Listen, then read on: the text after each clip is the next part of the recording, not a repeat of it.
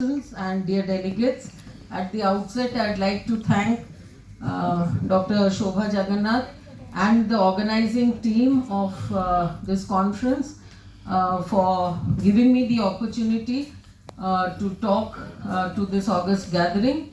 I really enjoyed the live surgery yesterday and the way it was set up, right from conventional up to navigation, robotic, and it took us through how actually TKRs have advanced over the years. So I asked for this lecture myself as a part of the advocacy of Association of Plastic Surgeons of India, advocacy of plastic surgery to orthopedicians.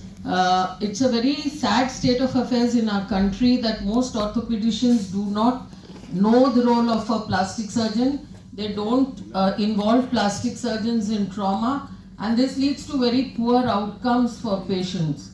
So, working in Calcutta, we had a 300-bedded Howrah Orthopedic Hospital. It took me 7 years to convince them to send patients to us. But once they started getting results, now I think all the trauma patients, the moment they do the bone work, it's referred to us. That is in cases where there is soft tissue injury. So that is why I labeled my talk what the orthopedician needs to know of the role of the plastic surgeon in trauma. So what is your approach to lower limb trauma? Obviously all of us know it's this airway, breathing and circulation. The other disabilities have to be looked after.